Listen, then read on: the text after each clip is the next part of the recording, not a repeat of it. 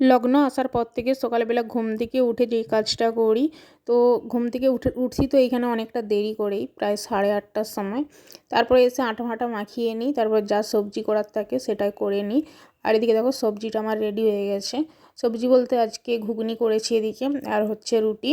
তো বড়মশাই এদিকে রুটিগুলো ভেজে নিচ্ছে, আমি সব বেলে দিয়েছি।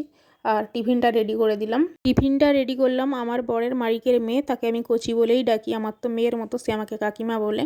তো এই যে কচির জন্যে টিফিনটা রেডি করে দিলাম। এদিকে সে কফি খেয়ে যায় প্রত্যেক দিন, তার জন্য দুধটা গরম করে দিয়েছি।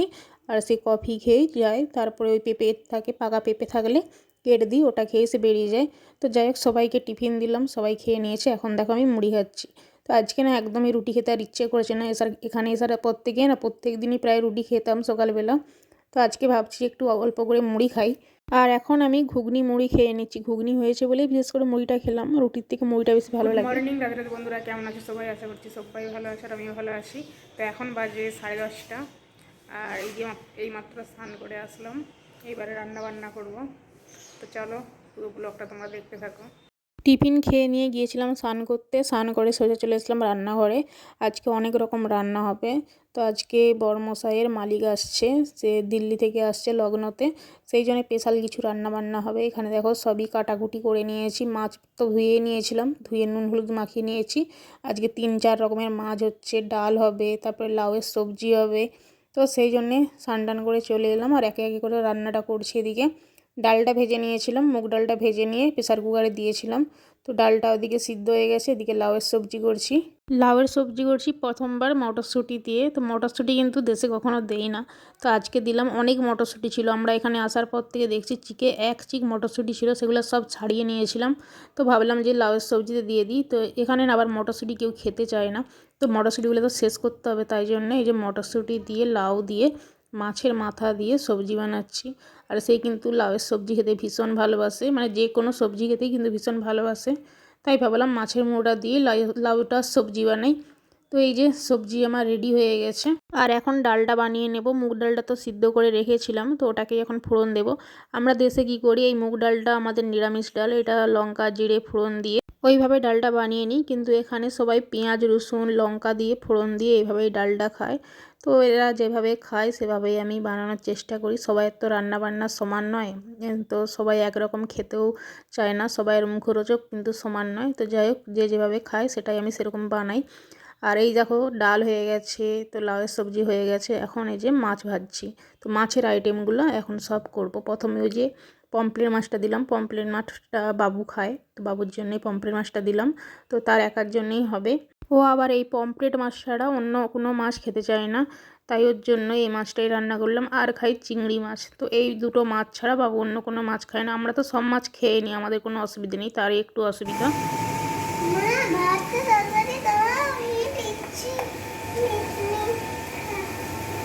তো এই মাছের ঝালটা হয়ে গেছে, নামিয়ে নিয়েছি, কমপ্লিট হয়ে গেছে। আর আমি দেখো এদিকে রান্না করছি, আমার মেয়ে দেখো এদিকে এসে আমার বড় মশাই আমাকে আজকে মশলাটা সব করে দিয়েছে। ওই যে সরষা পোস্ত কাজু বাদাম বাটা, তো এইগুলো না মানে প্রত্যেকটা সবজিতে প্রায় দেওয়া হয়। আর আদা রসুন পেস্ট, মানে এখানে আসার পর থেকে 1-2 দিন ছাড়াই রান্না হয়।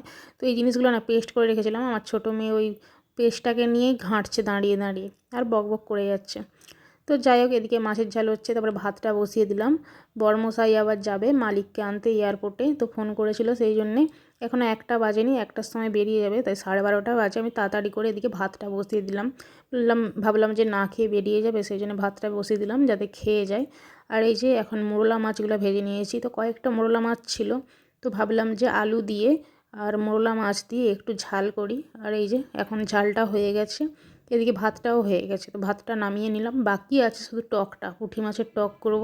দেশে থাকলে এতদিনে আমার 2-3 বার টক করাই খাওয়া হয়ে যেত। টকটা মাঝে মধ্যেই খেতে ইচ্ছে করে, সেই জন্য বানিয়ে খেতাম। কিন্তু এখানে আসার পর থেকে না একদিনও টক করে খাওয়া হয়নি। আর টক খেতে আমার ভীষণ মানে কতদিন ধরে ইচ্ছে হচ্ছিল, কিন্তু হয়নি, বানানো হয়নি। এই যে পুঁটি মাছ নিয়ে এসেছিলো একটা ভাই, তো সেও বলছিল টক খাবে বলে, তো বানানো হয়নি। আজকে ভাবলাম যে পুঁটি মাছের টক করি। তো সেই জন্য এই যে পুঁটি মাছগুলো সব একে একে করে ভেজে নিচ্ছি। আর বড়মশাই দিকে তেঁতুল কিনে এনে দিয়েছিল, এক ঠেলাওয়ালা তেঁতুল নিয়ে গিয়েছিল, তার কাছ থেকে তেঁতুল কিনে এনে দিয়েছে, সেই তেঁতুল দিয়ে টক বানাবো। আর কয়েকটা দেখো চিংড়ি মাছ ছিল, সেই চিংড়ি মাছটা যে মাছের ঝাল করলাম, ওর মাথাগুলো আবার খাবে না, সেই জন্য আমি ভাবলাম যে টকে দিয়ে দিই, তো আমরা খেয়ে নেব। তো সেই জন্য এই যে পুঁটি মাছ আর চিংড়ি মাছের মাথা তো সব কিছু দিয়ে একসাথে টক করলাম। ব্যাস এখনের মতো রান্না বান্না রেডি হয়ে গেছে। তো কতগুলো রান্না করলাম, 5টা 6টা আইটেম রান্না করলাম। আর এদিকে দেখো বড়মশাই রেডি হয়ে গেছে, তো স্নান টান করে নিয়েছে, এখন রেডি হয়ে গেছে। ভাত খায়নি, বললাম যে ভাত খেয়ে যাও। এই যে এয়ারপোর্টে যাচ্ছে, তো তার মালিককে আনতে। এই যে তো তোমাদের সঙ্গে শেয়ার করলাম, গাড়িটা এখন বের করছে, তো চলে যাচ্ছে এখন। আমি বললাম খেয়ে যেতে, বলছে না সে আসুক তারপরে খাবো। তো অনেক তাদের বাড়ি আসতে আসতে প্রায় 3:30 পৌনে 4টা বেজে যাবে, অনেকটাই বেলা হয়ে যাবে। তো খেয়ে যেতে বললাম, খেয়ে যাবে না, এসে খাবে, তো কী আর করা যাবে, এসেই খাবে। আর এদিকে দেখো আমার মাছের টকটা রেডি হয়ে গেছে। তো মাছের টকটা যে নামিয়ে নিয়েছি। তো বন্ধুরা রান্নাবান্না কমপ্লিট করে নিয়েছি। এখন এক ভাই খাসি মাংস নিয়ে এসছে, মাংসটা ধুতে হবে, তো এখন হবে না, রাত্রে হবে। তো সেই জন্য মাংসটা ধুয়ে ফ্রিজে রাখবো। আর ওদিকে সব কিছু গ্যাস চুলা মুছে সব পরিষ্কার করে নিয়েছি। তো এই যে রান্নাবান্না রেডি, গ্যাস চুলা মুছে সব পরিষ্কার করে নিয়েছি। আর এখন এই যে খাসি মাংসর কিমা নিয়ে এসছে, রাত্রে হবে। আর ওখানে মাংস নিয়ে এসছে, খাসি মাংসগুলো সবই ধুতে হবে।